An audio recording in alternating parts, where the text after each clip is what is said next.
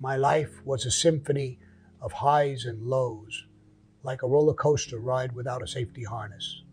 One day, I'd be swimming in cash, and the next, I'd be scraping the bottom of my pocket. The reckless thrill of it all was exhilarating, but it was a cycle I couldn't sustain. I'd blow my earnings on flashy suits, late night revelries, and extravagant tabs, always living for the moment. The Copacabana was our playground, where we'd flaunt our wealth and pretend to be high rollers. We were just a bunch of kids playing dress up, throwing our money around like confetti, and ending up with nothing to show for it. But then my life took a sharp turn. I became a father to Karen, and soon Debbie was pregnant with Gerard. The harsh reality hit me when we had to raid our baby's piggy bank to put food on the table. That's when I knew I had to make a change. I reminisced about my idyllic summers at my family's cottage on Long Island, where I had spent carefree days with my dog, a mischievous goat named Rosie, and a revolving door of friends. I longed for that simplicity. I made the decision to move in with my parents, who welcomed me with open arms. We transformed the attic into a cozy home for Debbie, Karen, and me. I also landed a job with my brother-in-law, Eddie's construction company, which specialized in plumbing. It was a chance to trade in my flashy lifestyle for a steady paycheck and a sense of stability. For the first time, I felt a sense of responsibility and a longing for a life that wasn't just a fleeting high. This was in '74. I'm with Tato, but I told him I was tired. I was packing it in. I said I was going to try to make a new life with my wife out in Long Island. I was going legitimate, but I told him that I was still with him. If he needed me for anything, all he had to do was call. Go ahead, he said. See if you can do it. If I need you, I'll call. You're with me. So I finish up the attic into an apartment, and I'm working for my brother-in-law, Eddie. I'm making peanuts.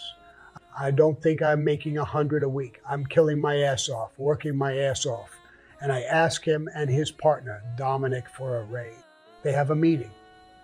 They needed this big meeting to give me a raise. Finally, Eddie comes to me and says he's talked it over with Dom. The best they can do right then is to give me 10 cents an hour more. 10 cents an hour.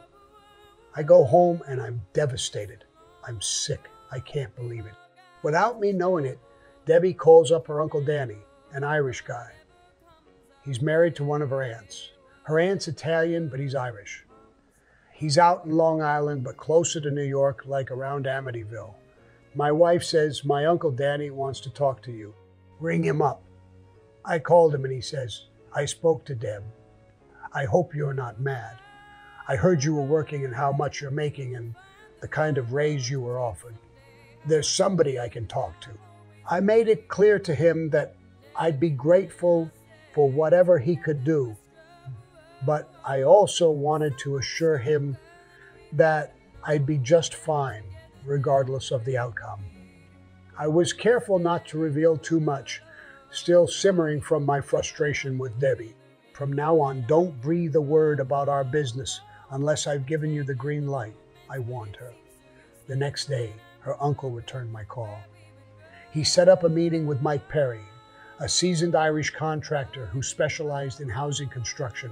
Mike asked me to put in a day's work before he decided on my salary.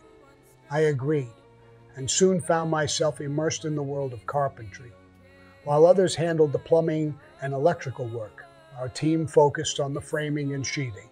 I spent the entire day hammering plywood onto the roof, earning myself a batch of painful blisters. That night, Mike called to offer me a starting wage of $175 a week, with promises of raises as I gained experience. I was stunned. This is unbelievable, I thought to myself. My brother-in-law and his brother-in-law, Dom, are trying to lowball me with a measly 10-cent raise, and I just landed a gig that blows theirs out of the water. The following Saturday, I wrapped up my trial day with Mike. On Sunday, I ran into my brother-in-law and couldn't resist throwing a little shade. You and Dom can keep your pathetic offer and the job that comes with it, I said, still feeling a bit smug.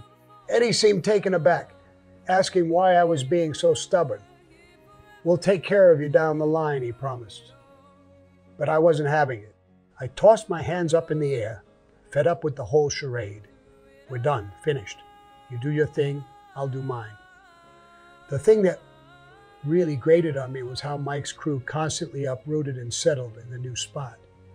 I was stuck without wheels, and Mike would toss me a bone, saying, hey, I've got an extra set of wheels. Meanwhile, I was busting my tail, putting in 9 or 10 hours a day without expecting, overtime. But when I had a short day, Mike would still hook me up with a full day's pay. It was a two-way street, and I appreciated the mutual respect. Plus, Debbie's Uncle Danny would sometimes swing by on the weekends, picking up some extra cash on the side. We'd chat, and I'd think, this guy's solid.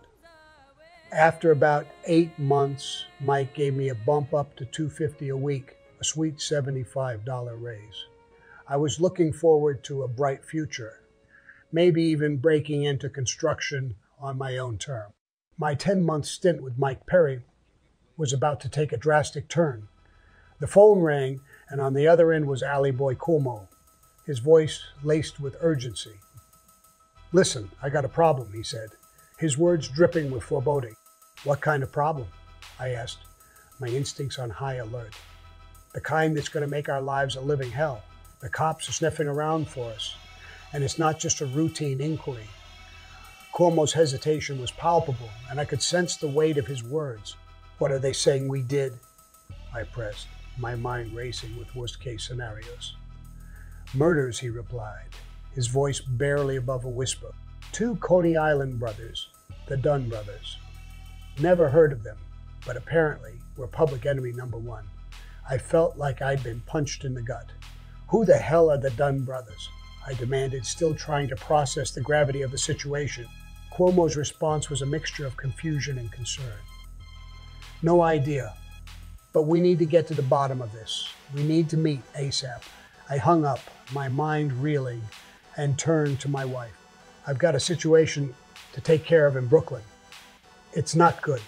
Little did I know, the indictment had already been handed down, and our names were on the list. It was a setup, and the mastermind behind it was none other than Michael Hardy, a Jewish hoodlum with a score to settle. Our past misadventure, posing as undercover cops to strong-arm drug dealers, had come back to haunt us. And Louis Milito, the very person who had introduced us to Hardy, was now a ghost from our past, watching as our lives unraveled. It turned out that Hardy had been secretly working with Milito's notorious car theft operation all along. But his loyalty was tested when he had a bitter falling out with Larry Marchieri, a fellow member of the Ring. The dispute revolved around a $5,000 debt that Marchieri allegedly owed Hardy. When Marchieri refused to pony up, Hardy resorted to extreme measures, kidnapping one of Marchieri's associates and subjecting him to a brutal ordeal. The victim miraculously survived being beaten, shot, and tortured in a gruesome manner. Marchieri cleverly lured Hardy into a trap, and he was subsequently arrested by the police on charges of kidnapping and assault. In an effort to cut a deal, Hardy dangled a tantalizing offer in front of Brooklyn DA, Eugene Gold. It was as if a ghost from my past had resurfaced to haunt me. The prize Hardy promised to deliver was none other than Dominic Mimi Cialo, a high-ranking member of the Colombo crime family. I couldn't believe my ears. This was the same Mimi who had taken out my old friend Jimmy Emma back in my Rampers day. The unsolved 1969 murders of Arthur and Joseph Dunn, owners of a local auto body shop, had long gone cold. But Hardy's explosive testimony threatened to blow the case wide open. According to Hardy, he had been present at a Coney Island pizzeria when Cialo had ordered the hit on the Dunn. Cialo had allegedly complained about one of the brothers defaulting on a loan, and Marchieri had volunteered the services of Louis Milito's goons, Ali and Sammy. As I began to piece together the shocking details, I realized that Cuomo and I had to flee. There were warrants out for our arrest, and we made a hasty exit to Florida.